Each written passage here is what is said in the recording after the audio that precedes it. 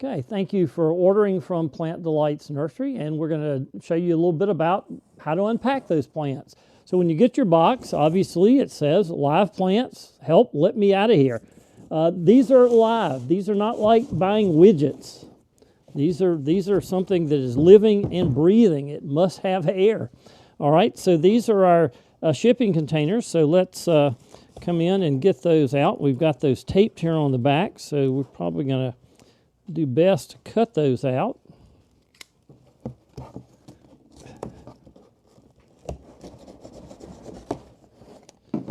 All right.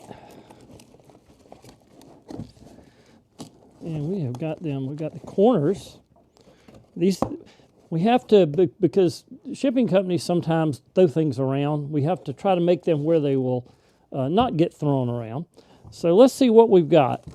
So the first plant we have is an Asclepias. All right. So as you can see, this is dormant now. So we're filming this in the middle of winter. Anytime you get something this dormant, it needs to be kept cool. That means it's in the middle of sleeping. In this case, it's in the early phases of its hibernation period. So you want to put that out where it'll stay somewhere around freezing.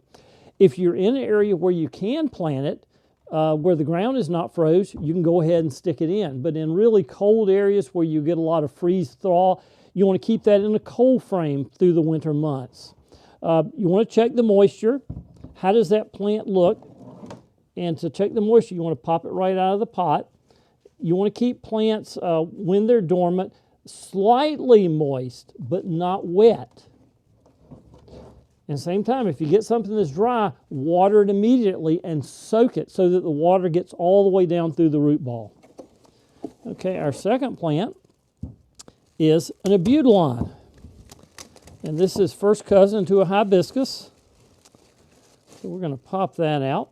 And again, check the moisture. I can tell that that's already moist. That's good.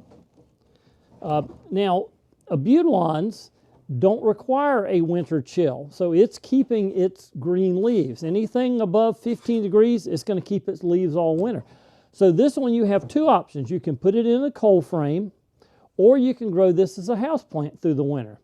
We keep all our greenhouses at one of two temperature regimens, 55 degrees for the plants that require warm. Everything else is kept just above freezing, so about 32 to 35 degrees.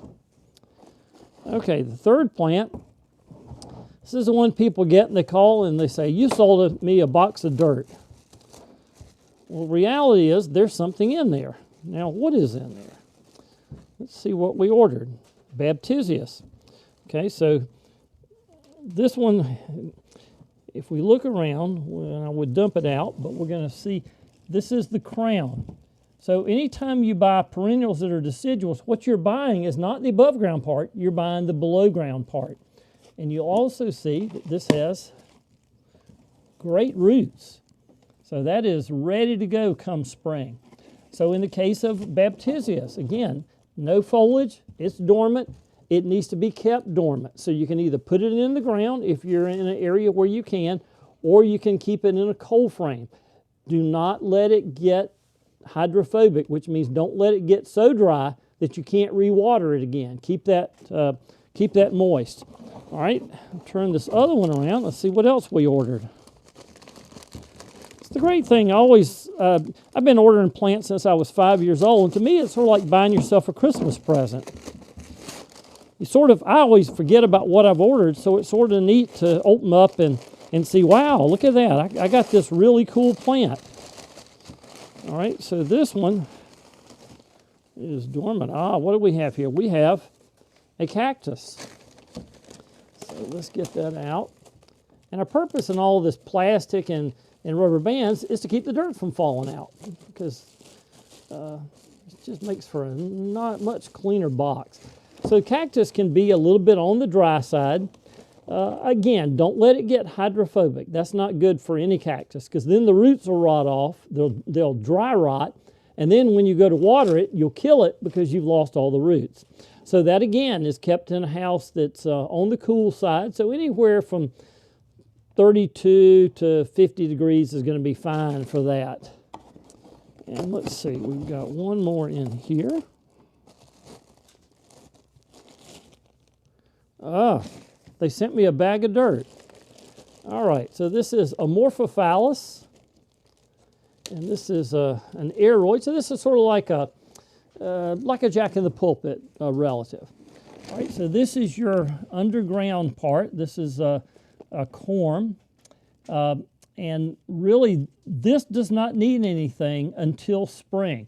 This will not sprout until June. So what you want to do is keep this on the dry side. So you've got a couple options. In ideal world, I would take this bag and fold it back like this and be sure it's open, and I'd keep it right in there. If you have some peat moss, throw a little peat moss in there and keep that above freezing. Ideally, you want to keep that 50 to 60 degrees. And then sometime in spring, around once you have your last frost, you can go ahead and stick it in the ground. In this case, you want to be sure you get the right side up. There's a little crater in the middle, and that's where the new growth will come from, and that needs to be up. They will probably sprout if you plant them upside down, but prefer you don't. If you ever can't tell which side's upright, plant them sideways. Then it'll figure out itself. That's a much better option if you're not sure. All right, and then we have one other plant in here. Let's get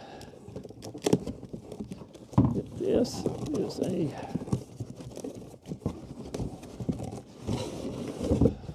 okay.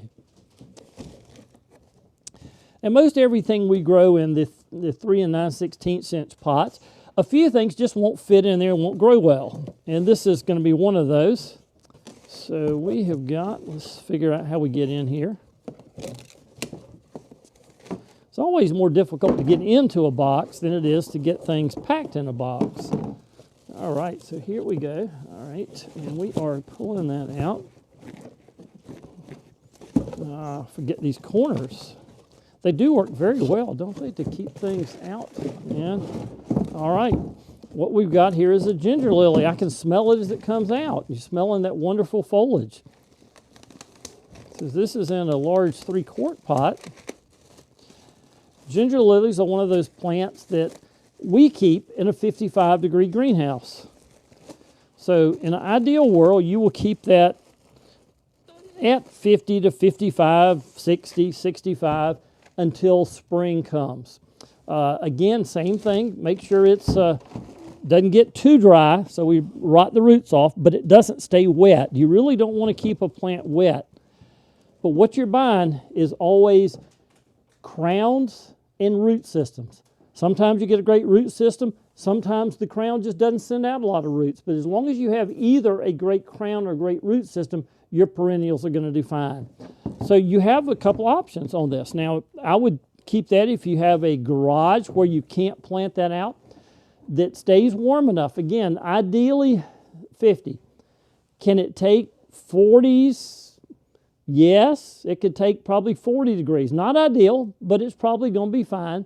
Or you can up-pot it into a larger size, and you can grow it as a house plant through the wintertime and then plant it out in the summer. In terms of light, the more light you can give it inside, the better off you are. If you're in the southeast or an area that's warm, and again, your ground is not freezing, I would say on this one, if you're zone 9 and south, go ahead and plant it out. If you're really in zone 8 and 7, you don't want to be planting the ginger lilies out in the fall. A lot of this information is on our website at plantdelights.com. Look under each plant, and we give you as much instructions as we can. If you've got some questions that aren't answered, just give us an email. And we wish you the best with your brand new babies and hope you enjoy them as much as we have enjoyed producing them.